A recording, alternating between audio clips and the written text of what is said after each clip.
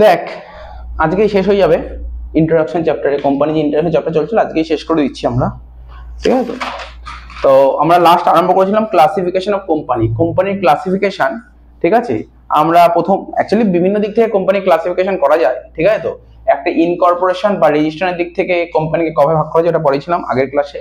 তারপর পড়েছিলাম তোর মেম্বারসের দিক থেকে কোম্পানি কবে ভাগ করা যায় এটাও পড়েছিলাম।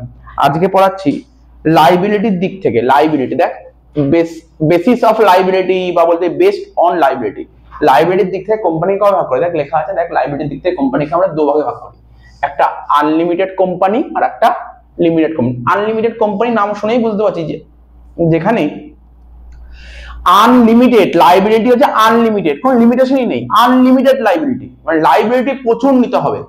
লাইবিলিটি আনলিমিটেড লাইবিলিটি মানে কি প্রচুর লাইবিলিটি। যেমন লিমিটেড লাইবিলিটি আমরা পড়বো বা পড়েছি আগে জানি যে লাইবিলিটি লিমিটেড একটা পোর্শন অফ একটা পোর্শন অফ দি লাইবিলিটি থাকবে, আর আনলিমিটেড লাইবিলিটি মানে কি প্রচুর লাইবিলিটি থাকবে, ঠিক আছে? তো প্রচুর লাইবিলিটি থাকবে। তো এখানেই বলছে অর্থাৎ মেম্বারদের লাইবিলিটি হবে আনলিমিটেড, বুঝতে পারছিস তো? আনলিমিটেড মানে আনলিমিটেড কোম্পানি কাকে বলে? সেই সমস্ত কোম্পানিকে আনলিমিটেড বলে যে সমস্ত কোম্পানি যে সমস্ত মেম্বার আছে মেম্বারদের liability unlimited.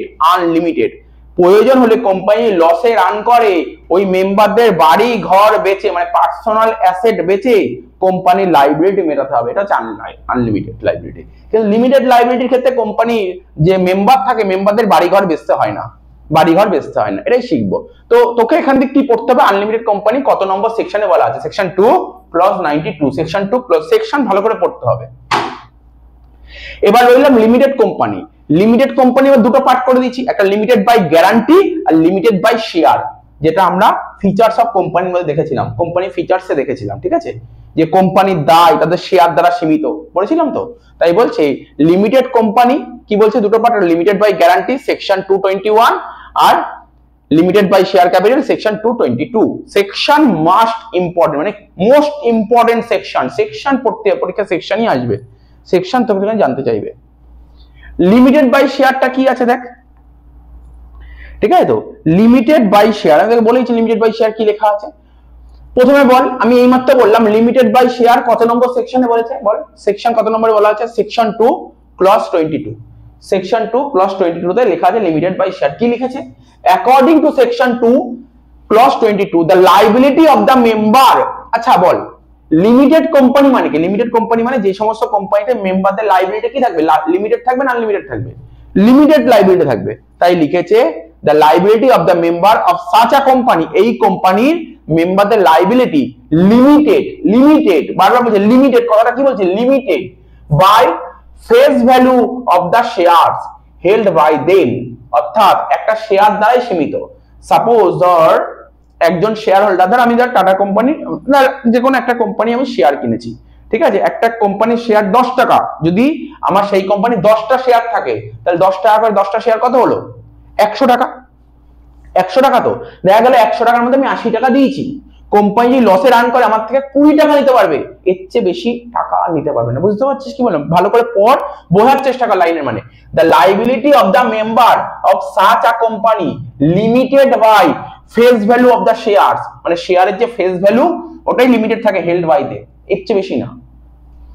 If a member has paid the total value of the share held by him, he cannot be asked to pay any more amount in case the company suffer a loss. আমি তোকে বলছি ভালো করে শোনার চেষ্টা কর। Suppose ধর আমি একজন পার্সন, আমি একজন মেম্বার একটা কোম্পানি, ঠিক আছে? কোম্পানি যখন শুরু হয়েছিল আমি সেই কোম্পানি থেকে ধর 100টা শেয়ার কিনেছিলাম। কতগুলো শেয়ার কিনেছিলাম? 100টা শেয়ার 10 টাকা দামের। তো 100টা শেয়ার 10 টাকা দামের মধ্যে ইস্যু অফ শেয়ার করেছিলাম, ওখান থেকে অ্যাপ্লিকেশন, অ্যালটমেন্ট, কল এগুলো থাকতো। তো 100টা শেয়ার 10 টাকা দামে, 10 টাকার মধ্যে আমি 6 টাকা দিয়ে দিয়েছি, 10 টাকার মধ্যে 6 টাকা দিয়েছি, তাহলে 100টা শেয়ার 6 টাকা দিয়ে দিয়েছি। কত টাকা দিয়ে দিয়েছি বল? 600 টাকা দিয়ে দিয়েছি। কোম্পানি এখন আমাকে কত টাকা পায়? 4 টাকা পাই তো, 4 টাকা 100 × 4 কত? 400 টাকা পাই।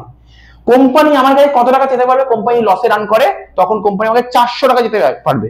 স্যার এর চেয়ে বেশি না, এর চেয়ে বেশি যেতে পারবে না, এর চেয়ে বেশি যেতেই পারবে না। স্যার আপনার ধরুন 100 × 10 1000 টাকা দেওয়া হয়ে যায়, কোম্পানি লসে রান করে আপনার থেকে 1 টাকাও যেতে পারবে না, এটাই লেখা আছে, এটাই লেখা আছে। বুঝতে পারলি কি বললাম? লিমিটেড বাই শেয়ার ভালো করে পড়, বুঝতে পারবি। If a member has paid the total value, member মানে আমার যদি টোটাল ভ্যালু দেওয়া হয়ে যায় কোম্পানিকে, টোটাল ভ্যালু মানে কত? স্যার 100 × 10 1000 টাকা দেওয়া হয়ে গেছে, ঠিক আছে, he can not be asked to pay, আমাকে বলবে না দাও টাকা দাও টাকা দাও, বলতেই পারবে না any more amount in case the company suffer loss, company লসে ডাউন করলেও আমাকে টাকা চাইতে পারবে না। বুঝতে পারছিস তো কি বললাম? বলেছে for example if a share holder has paid up 80 on a rupees 100 per share, একটা শেয়ার দাম 100 টাকা করে 80 টাকা শেয়ার হোল্ডার পে করে দিয়েছে, তাহলে কত টাকা আনপেড আছে? 20 টাকা আনপেড আছে। His liability is limited to the unpaid amount 20 টাকা, আমি এই 20 টাকা পেমেন্ট করতে পারবো, এই 20 টাকা পেমেন্ট ইচ্ছে বেশি পেমেন্ট করতে হবে না। বুঝতে পারলি? আর এরকম কোম্পানি আমাদের ভারতবর্ষে প্রচুর দেখা যায়। ঠিক আছে, তো লিখেছে such companies are very common in India। হয়ে গেল। তোর পরীক্ষায় এগুলো কিচ্ছু থিওরি কিচ্ছু আসবে না, ম্যাক্সিমাম লিমিটেড বাই শেয়ার, তো জিনিসটা জেনে রাখি লিমিটেড বাই শেয়ার জিনিসটা এটা। ঠিক আছে, আর সেকশন, বাস আর কিছু না। আর লিমিটেড বাই গ্যারান্টি মানে, লিমিটেড বাই গ্যারান্টি মানে কি?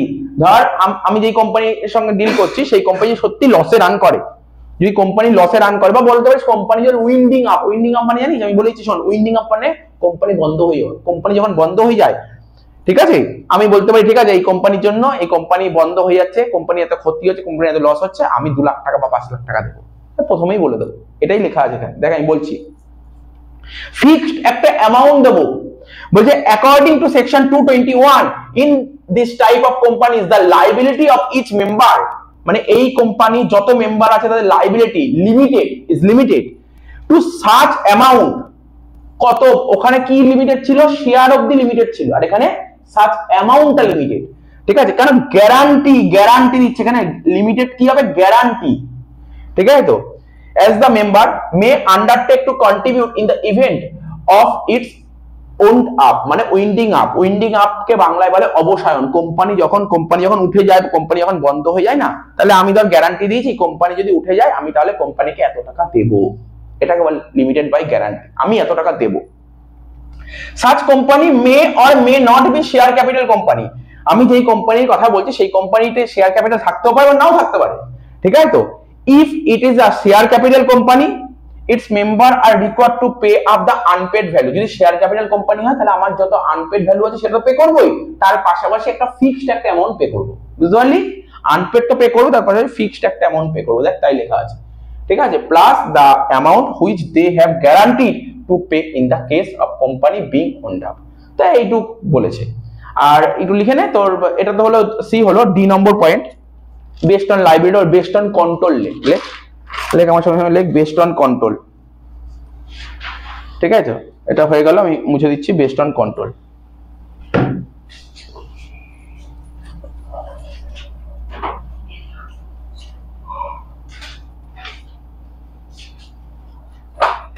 লেখ বেসড অন কন্ট্রোল ডি দিয়ে।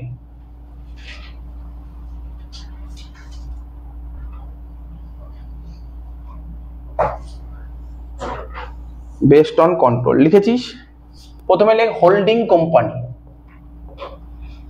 কোম্পানি, জাস্ট পড়তে হবে এখান থেকে সেকশন 2 সাবসেকশন বা ক্লজ বলবো 46, subsidiary company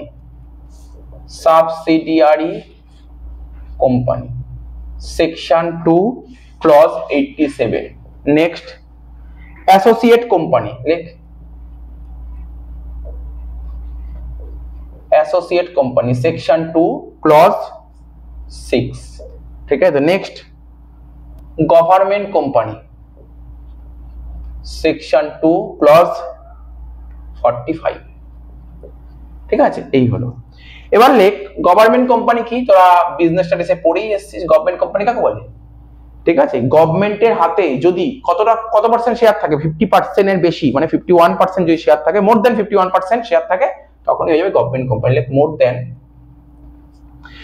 then 51% of the ঠিক আছে পেড আপ শেয়ার ক্যাপিটাল, কোম্পানির যা পেড আপ শেয়ার ক্যাপিটাল তার 51% যদি বুঝিস, মোর দ্যান 51% গভর্নমেন্টের হাতে যদি মোর দ্যান 51% শেয়ার ক্যাপিটাল থাকে তখন তাকে বলে গভর্নমেন্ট কোম্পানি। এবার দেখ তোকে আরো কিছু বলে দিই, কথাগুলো মন দিয়ে শোন।